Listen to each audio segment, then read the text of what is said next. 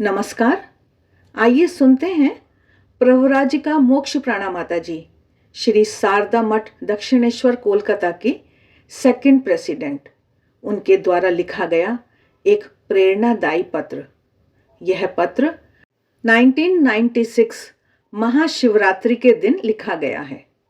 माता जी लिख रही हैं, श्री श्री रामकृष्ण शरणम। माँ जननी, दिन बीतते जा रहे हैं। आज शिव का दिन है। प्रयत्न करती हूँ उन्हें ही स्मरण करने की। एक जगह पढ़ रही हूँ, इस युग में माँ काली प्रधाना है। वही सोचने की कोशिश कर रही हूँ। वो रानी रासमणि की काशी यात्रा का संकल्प से लेकर देवी का सपने में आदेश और दक्षिणेश्वर में जमीन खरीदना, गंगा के किनारे मंदिर का निर्माण, श्री श्री काली मूर्ति की स्थापना और राधा कृष्ण मंदिर एवं 12 शिव मंदिर बनवाना तक सभी कार्य सुचारू रूप से मां ने रानी के द्वारा पूर्ण करवाया। रानी बहुत भक्तिमती थीं। पूजा पाठ, जप ध्यान, उपवास आदि द्वारा काली के प्रति अपनी भक्ति कई प्रकार से प्रकट करती थीं, परंतु दिखावा नहीं था। छोटे से गांव कामारपुकुर से श्रीयुत खुदीराम चट्टोपाध्याय के छोटे पुत्र गदाई, जो बाद में श्री रामकृष्ण परमहंस के नाम से प्रसिद्ध हुए, दक्षिणेश्वर के कालीबाड़ी में संयोग से हाजिर हुए।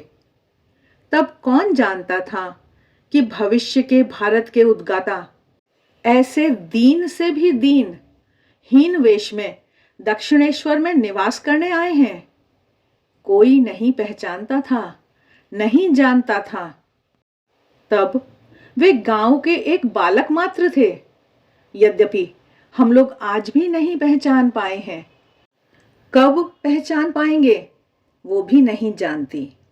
आगे माताजी अपनी कांकुड़गाछी की स्मृतियां लिखते हुए बता रही हैं कि निवास था नारकेल डांगा की ओर। उम्र 4 या 5 साल। पिता की इच्छानुसार पैदल ही रवाना हुए। उनके हाथ में थी एक छड़ी। उन्होंने देख सुनकर मुझे ही क्यों साथ लिया नहीं जानती, परंतु अभी ऐसा लगता है कि यह भी ईश्वर निर्देश था। जो हो, कांकुड़गाछी योगोद्यान से घर काफी दूर था। पैर में दर्द होने के बावजूद पश्चिम के दरवाजे से प्रवेश करने के बाद मन आनंद से पूर्ण हो गया। पिता ने पोखर में हाथ पैर मुंह धोया, मुझे भी धोने के लिए कहा। इसके बाद छोटी समाधि मंदिर के सामने स्वयं प्रणाम किया, मुझे भी प्रणाम करने को कहा। अपराह्न के 4 या 5 बजे थे। शायद उस दिन भगवान श्री रामकृष्ण परमहंस की शुभ जन्म तिथि थी। अभी मन ही मन ऐसा अनुमान करती हूँ। भक्त रामचंद्र महाशय वहीं रहकर साधन भजन किया करते थे। तब छुटपन में इन विषयों के संबंध में कुछ भी नहीं जानती थी। समाधि मंदिर में प्रणाम करने के बाद हम वहीं रुके थे। 2 सज्जन गेरुआधारी थे कि नहीं अभी स्मरण नहीं, आकर पिता के साथ बातचीत करने लगे।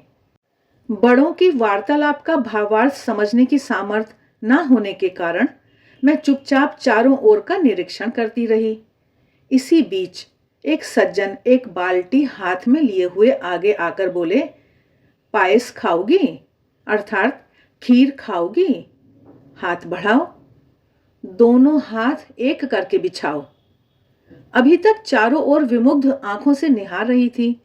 फिर इस बीच इतना लंबा रास्ता छोटे छोटे पैरों से चलकर आने के कारण संभवतः भूख भी लगी थी।